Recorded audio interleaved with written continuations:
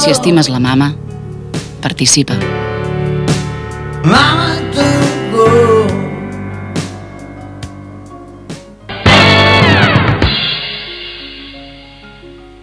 Continuem amb el Calaix de Sastre i ara ho fem amb Imma Bellafont, administradora de La Tralla i presidenta del Gremi de Llibreters. Benvinguda, Imma. Hola, benvinguts. Abans de parlar de llibres, felicitar-te per al premi a la trajectòria que la Cambra et va lliurar la setmana passada.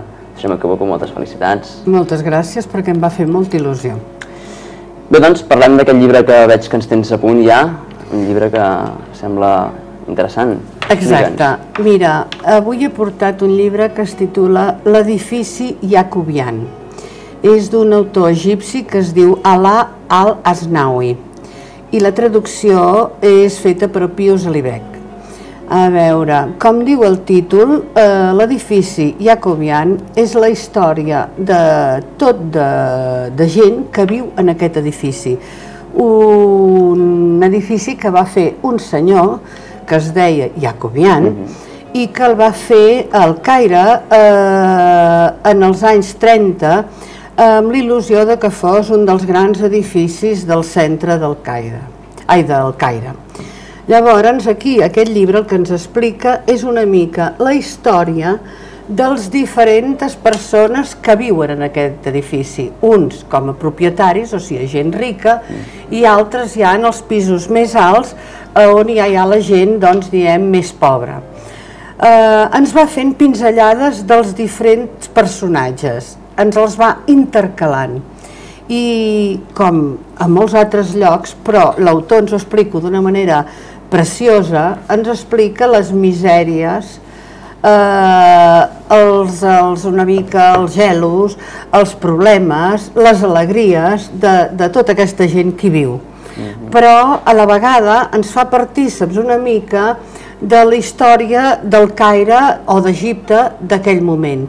O sigui, gent que s'apunta a moviments religiosos fonamentalistes, gent que per escalar amb el poder arribaria allà en fora.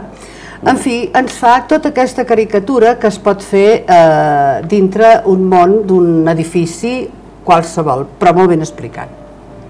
L'edifici de Jacobian. Sí. Aquest llibre que la Imma ens presentava avui aquí al Calaix de Sastre.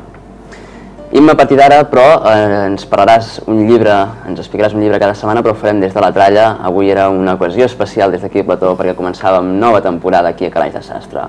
Imma, moltes gràcies per la teva estada aquí a Plató i ens veiem la setmana que ve des de La Tralla. Doncs ens hi veiem. A mi quan em van fer la mamografia no n'acabaven d'estar segurs.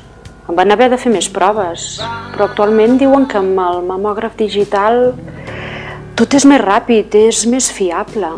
Amb l'autoexploració i l'adquisició d'un mamògraf digital, salvarem centenars de vides. Si estimes la mama, participa.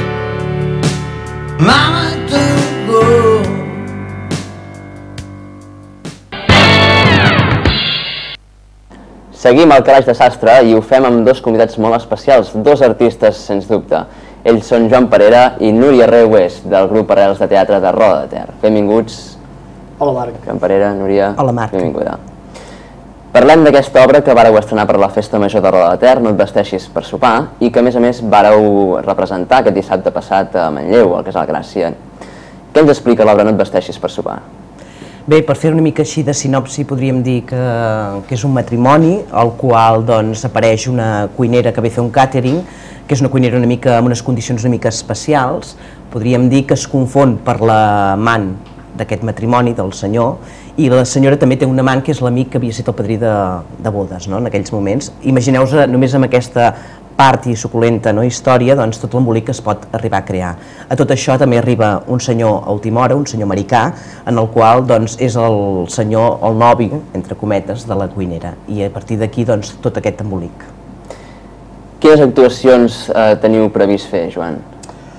Bé, és una obra que jo la qualificaria de les de festa major, de les d'espatec, de les de riure, de les de passar-s'ho molt bé, i que és el que la gent demana en un moment determinat, com són festes majors i coses d'aquestes.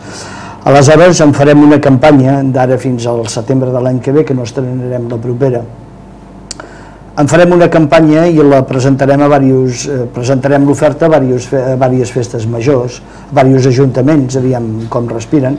Ara d'entrada actuem a Olost a finals d'aquest mes, crec que és el dia 28 d'octubre. Llavors suposo que actuarem a Santa Cecília de Voltregà, fa molts anys que hi actuem el mateix dia de la festa major. I jo et diria que hi ha un projecte d'anar a les Illes amb aquesta obra. A les Illes Balears. Estem veient ara mateix escenes dels assajos del grup Arrels, d'aquesta obra que vareu estrenar al Bacarta, a Roda de Ter per la festa major. Continuem, si us sembla, i parlem ja del grup Arrels. Quan es forma aquest grup? Del grup Arrels es forma